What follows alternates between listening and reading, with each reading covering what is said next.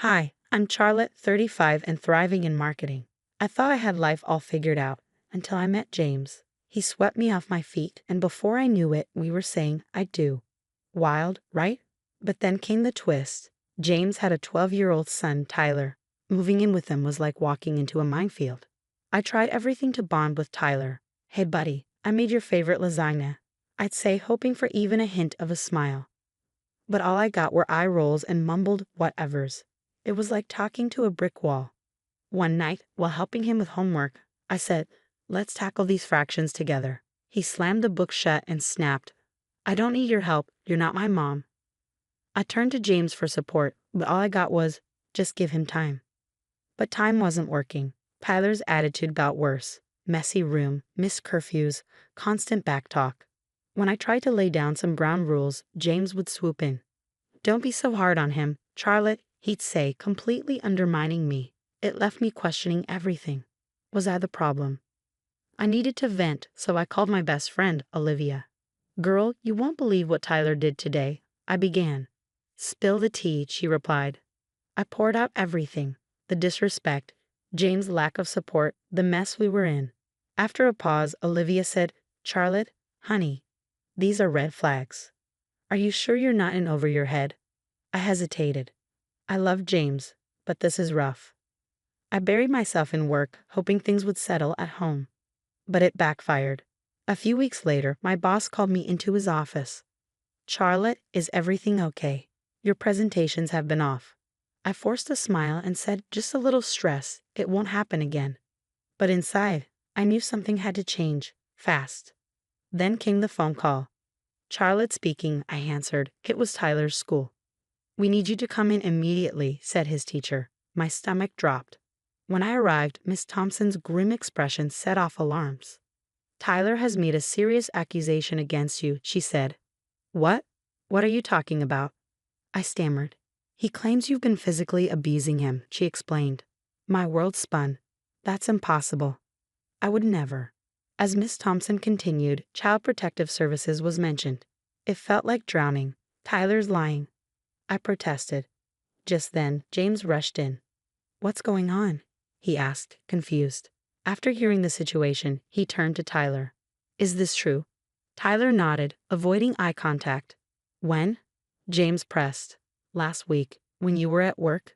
Tyler mumbled. That never happened. I shouted, my composure cracking. CPS arrived and a worker told me I needed to leave the family home during the investigation. Leave? But I didn't do anything. I pleaded, turning to James for support. Maybe it's for the best, Charlotte, just until this gets sorted out, he said quietly. His words were a slap in the face. In a daze, I packed a bag and called Olivia. Can I crash at your place? I'll explain everything when I get there. She welcomed me with open arms, and as soon as I stepped through her door, I broke down.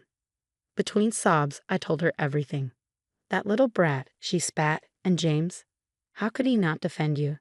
I don't know what to do, Liv. My life's falling apart. First things first, we're getting you a lawyer, Olivia said firmly. I know just the person. The next day, we met with Sandra Davis, a sharp-eyed family attorney. This is a serious situation, Sandra said, but false accusations happen. We'll fight this. At work, things got worse. Whispers followed me everywhere. Did you hear Charlotte's been accused of beating her stepson? My colleagues murmured. Mark, a coworker, approached me. Tough break, huh? Kids say the darndest things, he said with a smirk. He's lying, I said through gritted teeth. I didn't touch him. Mark backed off, raising his hands. Hey, where there's smoke. I wanted to scream but instead locked myself in the bathroom and called Olivia. I can't do this, Liv. Everyone thinks I'm a monster. You are strong, you are innocent, and we will get through this, Olivia said firmly. After hanging up, I caught my reflection in the mirror. I looked tired and scared, but there was something else, a spark of determination. I will not let this break me, I whispered. I will fight, and I will win. The next few weeks were a whirlwind of meetings with my lawyer, Sandra. We worked tirelessly to build my case. We need character witnesses, Sandra explained. Anyone who can vouch for your character and your relationship with Tyler. I nodded, thinking hard. My boss, Mr. Peterson, he's seen me interact with Tyler at company picnics. Mr. Peterson didn't hesitate when I called. Of course I'll testify, Charlotte. I see you with Tyler. You're nothing but patient and kind. His words brought tears to my eyes. Finally, someone believed in me. Sandra also arranged for a psychological evaluation. Dr. Ramirez was thorough, asking about everything, from my childhood to my relationship with James and my interactions with Tyler. After a few sessions, Dr. Ramirez concluded, I see no signs of abusive tendencies. In fact, you show a strong desire to nurture and protect. It was a small victory, but I take what I could get. Meanwhile, James had gone radio silent. When he did reach out, it was all about him. People are talking, Charlotte. This is affecting my business. I couldn't believe what I was hearing. Your business? My entire life is falling apart. He hung up without responding. A few days later, Olivia called, her voice tight with anger. You won't believe what I just heard. What now? I sighed. I was at Starbucks and overheard James talking to some neighbors. He was bad-mouthing you, Charlotte. He said he should have known better than to marry someone he barely knew. The betrayal hit me like a punch to the gut. He said that? After everything I've done for him and Tyler. I'm so sorry, honey, Olivia said softly. You deserve better than this. Just when I thought things couldn't get any worse, a breakthrough came from an unexpected source. Miss Thompson, Tyler's teacher, requested an urgent meeting with Sandra and me.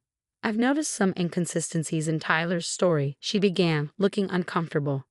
I did some digging, and this isn't the first time Tyler has made false accusations. My heart raced. What do you mean? Miss Thompson sighed. Last year, he accused a teacher of favoritism after he didn't get the lead role in the school play.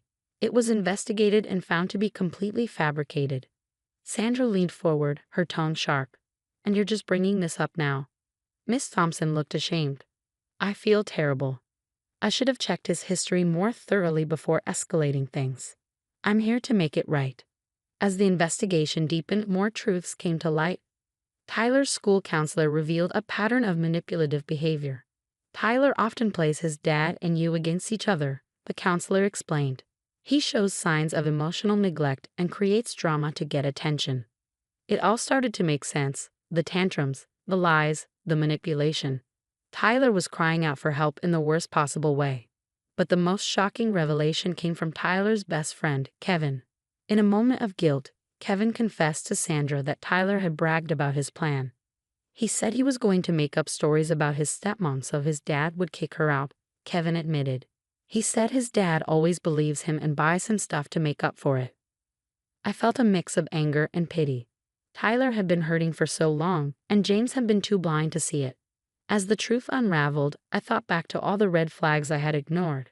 The way James would dismiss Tyler's bad behavior, the expensive gifts that followed every tantrum. I should have seen it, I told Olivia over coffee. I was so focused on making it work, I missed what was really going on. Olivia squeezed my hand. You can't blame yourself. You were trying to be a good wife and stepmom. I nodded, a plan forming in my mind. You're right, but now it's time to start fighting for myself.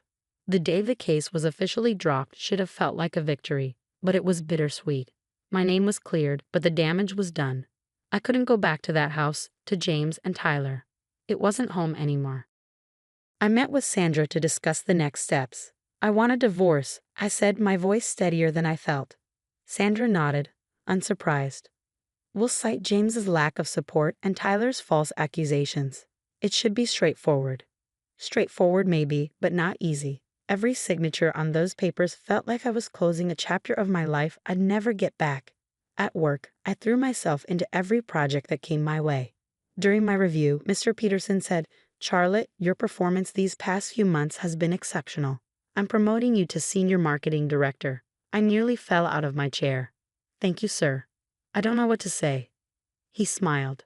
There's more. The position is in our New York office. A fresh start, if you want it. I didn't even hesitate. I'll take it. As I packed up my life, Olivia helped, filling me in on the local gossip. James is having a rough time, she said. Lost a bunch of clients when the truth came out, and Tyler got suspended for bullying. I felt a twinge of, not quite sympathy, but something close. I hope they get help, I said, surprising myself. They both need it. New York was everything I needed. New job, new apartment, new me. I even started volunteering at a youth center, mentoring kids from troubled homes. It felt good to use my experience to help others. 2 years flew by. One afternoon, as I reviewed quarterly reports, my assistant brought in a letter. The return address made my heart skip. Tyler's old school. Inside was a note from Miss Thompson. Dear Charlotte, I hope this letter finds you well. I'm writing to inform you that Tyler has been caught in a serious lie at his new school. He's facing expulsion. James has reached out for help, but I thought you should know. Sincerely, Miss Thompson. I sat back, a whirlwind of emotions hitting me. Part of me wanted to laugh at the irony. Another part ached for the troubled kid I tried so hard to help. You okay, boss? My assistant Jen asked. You look like you've seen a ghost. I smiled, folding the letter. Just a blast from the past. Nothing to worry about. That night, as I got ready for my date with Michael, a kind, understanding man I'd met through my volunteer work, I thought about how far I'd come. 2 years ago, I was fighting to prove my innocence. Now, I was thriving in a job I loved, helping kids who needed it, and dating someone who respected me. As Michael and I walked to dinner hand in hand, I realized something. I was happy, truly, genuinely happy. What are you smiling about? Michael asked, squeezing my hand. I looked up at the New York skyline, my adopted home. Just thinking about how sometimes the worst things that happen to us lead us to the best places. He nodded, understanding in his eyes. Well, I'm glad whatever happened led you here. Me too, I thought. I had survived, I had thrived, and I had found happiness. Meanwhile, those who'd wronged me were facing the consequences of their actions. It wasn't about revenge, it was about justice. And the best revenge was living well. As we entered the restaurant, I made a decision. That letter. I wasn't going to respond. That chapter of my life was closed. I had a new story to write, and I couldn't wait to see how it would unfold. The story ends here, but the conversation is just beginning. What would you have done in Charlotte's shoes when you received that letter about Tyler 2 years later? Would you have responded, offering help despite the pain he caused? Or would you have kept that chapter firmly closed? Your experiences shape your perspective, and we'd love to hear your thoughts. Drop your answer in the comments below and let's get a discussion going. If this story resonated with you, don't forget to hit that like button and subscribe to the channel. Hey, I'm Sarah. I'm 18 and about to graduate high school. Life's been complicated. I lost my mom when I was 12, and yeah, that sucked. Dad did his best, but 2 years ago, he decided we needed some female guidance in the house. That's when Veronica came along, my stepmother. Spoiler, she's no fairy godmother. Sarah, honey, don't you think that shirt's a bit much for school? Veronica's voice is all sugar, but I can tell it's fake as I grab my backpack. I roll my eyes. It's fine, Veronica. Dad bought it for me last month, remember? Oh, of course, dear. I just worry about the impression you're making. Yeah, right. She's always pulling these little mind games, trying to make me second-guess myself. But I'm not falling for it. I dash out the door, texting my best friend, Emma, as I head to school. At it again. Save me, I type. Emma replies instantly. She's the worst. Want me to accidentally spill something on her at the next family dinner. I laugh, feeling better already. Emma's been my rock through all this stepmom drama. At lunch, we're sitting together when my boyfriend Mike plops down next to us. Hey, beautiful, he says, giving me a quick kiss. You ready for the big chem test? I groan. Don't remind me, but yeah, I think I've got it. You know me, always prepared. Emma chimes in, yeah, little Miss Valedictorian over here. Save some brains for the rest of us, will you? We all laugh, and for a moment, I forget about the tension waiting for me at home. But it comes crashing back when I walk in the door to see Veronica, her perfectly manicured nails tapping away on her phone. Oh, Sarah, there you are. I was just looking at some lovely dresses for your graduation. This pink one would be asterisk darling asterisk on you. I peek at her screen. The dress is hideous, all ruffles and bows, like something for a 5-year-old. Thanks, but I've already picked out my dress with Dad. I say, keeping my voice neutral. Her eyes narrow for a split second, then she plasters on that fake smile again. Well, I'm sure whatever you chose is nice. I hurry upstairs, texting Emma. Asterisk V tried to get me in a Barbie nightmare dress for graduation. EELP, asterisk. Emma replies, asterisk no way. She's totally trying to sabotage your big day. Don't let her asterisk. I flop onto my bed, staring at the ceiling. Graduation should be exciting. But with Veronica around, I'm always waiting for the other shoe to drop. My phone buzzes. It's Mike. Hey, you okay? You seem stressed at lunch. I smile, typing back. Yeah, just stepmom stuff. Nothing new. Thanks for checking in. At least I've got good people on my side. With Emma and Mike backing me up, I can handle whatever Veronica throws my way. Bring it on, set monster. Graduation photos should be a fun milestone, but I knew there'd be drama. Veronica cornered me one morning, her fake enthusiasm on full display. Sarah, darling, I've got the perfect makeup artist for your photos. My friend Tanya is absolutely fabulous. Thanks, but I was thinking of doing my own makeup. Her eyes narrowed. Now, don't be silly. This is a special occasion. Your father agrees it's best to have a professional. Great, she'd already roped Dad into this. I sighed, nodding reluctantly. The day of the shoot arrived and Tanya showed up, looking strangely nervous. I caught her and Veronica whispering and giggling. Red flags everywhere, but what could I do? All right, Sarah, let's make you gorgeous, Tanya said, spinning my chair away from the mirror. Trust me, you're in good hands. But as she worked, my skin crawled. The foundation felt thick, the eyeshadow heavy. I couldn't see a thing, and Veronica kept gushing about how stunning I looked. Finally, Tanya stepped back. All done, ready to see. She spun me around, and I nearly fell out of the chair. Staring back at me was a clown. Bright red cheeks, blue eyeshadow up to my eyebrows, and lips outlined way past their natural shape in deep purple. What is this? I stammered. Veronica gasped dramatically. Oh my, Tanya, darling, I think you may have gone a bit overboard. Tanya looked down at the floor. I am so sorry, I must have misunderstood the brief. The photographer, bless him, stepped in. Maybe we should reschedule, give you time to adjust the look. I nodded, fighting back tears as I rushed to the bathroom to scrub it all off. As I passed by, I overheard Veronica and Tanya in the hallway. Did you see her face? Veronica whispered, giggling. Priceless. That'll teach her to be so full of herself. Tanya laughed nervously.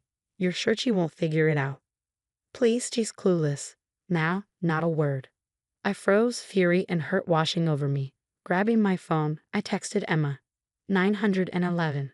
V sabotaged my photos. Need you. 10 minutes later, Emma burst into the bathroom. Holy crap, what did they do to you? I broke down, telling her everything as she helped me remove the makeup.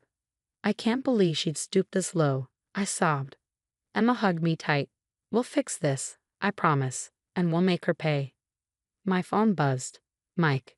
How'd the photos go?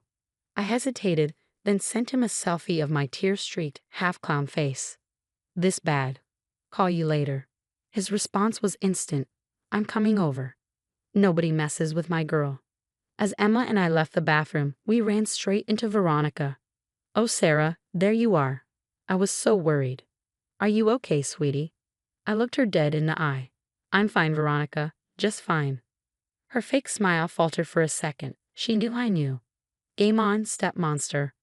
Later that night, curled up in my room with Emma and Mike, I felt a surge of determination rise within me. Guys, I'm done playing nice, I said, my voice steady. It's time to show Veronica who she's really messing with. Emma grinned wickedly. Count me in. Operation Stepmom Takedown starts now. Mike squeezed my hand, his eyes full of support. We've got your back, babe, always. I nodded, my mind racing as a plan began to take shape.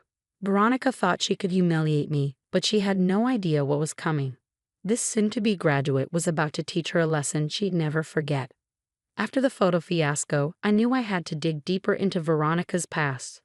Something just didn't sit right with me, and I was determined to get to the bottom of it.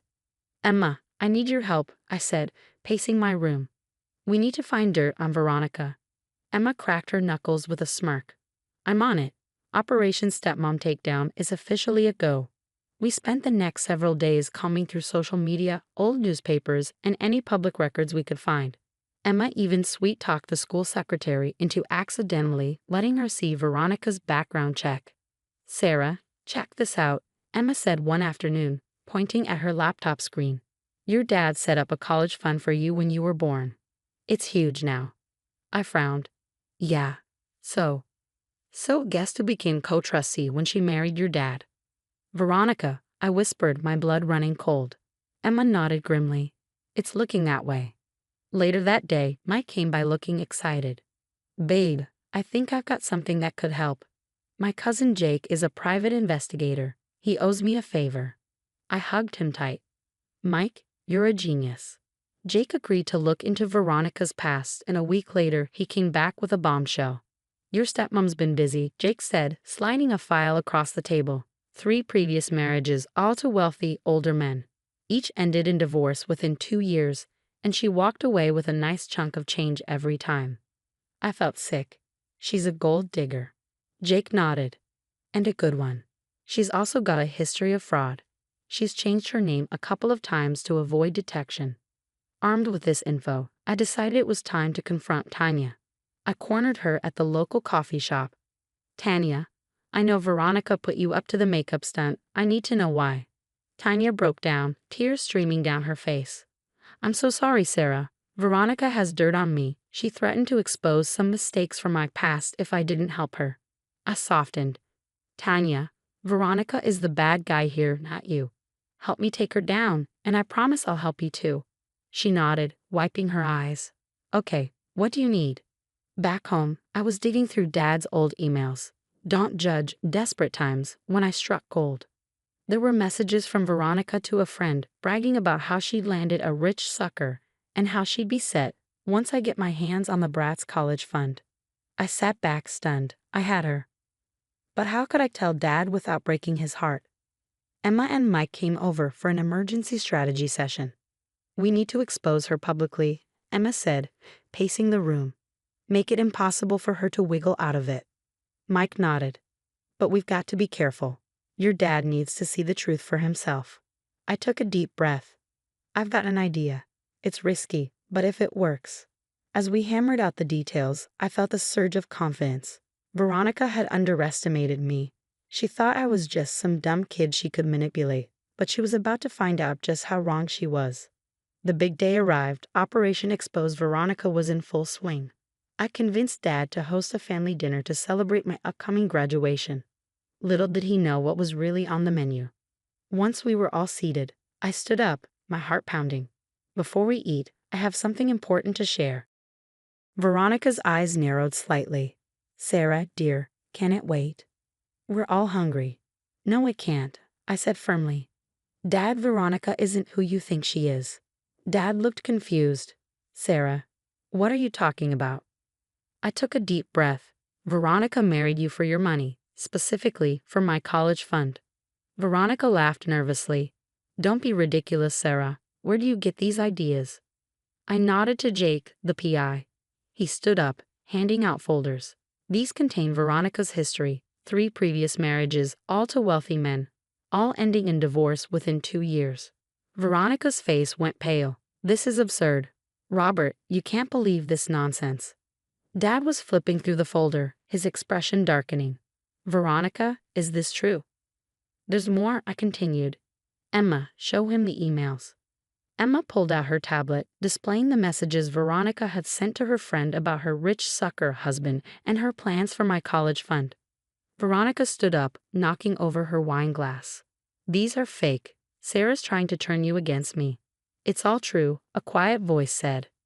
We all turned to see Tanya standing in the doorway. I'm sorry, Sarah. Veronica blackmailed me into humiliating you at the photo shoot. Veronica's eyes blazed with fury. You little snitch. I'll ruin you for this. The room fell silent. Veronica realized her mistake too late. Dad stood up slowly, his voice cold. I've heard enough. Veronica, get out of my house. Now, I'll be contacting my lawyer in the morning. Veronica looked around wildly, then lunged for her purse. You'll regret this, all of you. As the door slammed behind her, I felt a weight lift off my shoulders. It was over. Dad turned to me, his eyes misty. Sarah, I'm so sorry. I had no idea. I smiled softly, placing a hand on his arm. It's okay, Dad. We're going to be okay. Suddenly, I heard a familiar voice calling my name. Oh, Sarah. Over here. Emma was waving frantically from across the quad. I jogged over grinning. What's got you so excited? She thrust her phone at me. Check it out. Veronica got arrested for fraud. Karma's a well, you know. I couldn't help but laugh, shaking my head. Can't say I'm surprised. Oh, did I show you my new graduation photos? I pulled out my wallet, showing her the retakes, me smiling confidently, looking like myself. Much better than clown college. Emma teased. Just then, Mike appeared, slipping an arm around my waist and giving me a quick kiss. Ready for the Dean's List celebration dinner? I nodded, glancing around at my friends and thinking about Dad, who was waiting for us at the restaurant. You know what? I really am. As we strolled across campus, a sense of pride washed over me. Despite everything Veronica had thrown my way, I come out stronger. My classes were going great, I had incredible friends, and my bond with Dad was stronger than ever. Hey, Mike said softly, you okay? You looked lost in thought for a second. I smiled, squeezing his hand, just thinking about how far we've come and how excited I am for what's next. Emma threw her arms around us both, laughing. Whatever it is, we'll face it together. Now come on, I'm starving.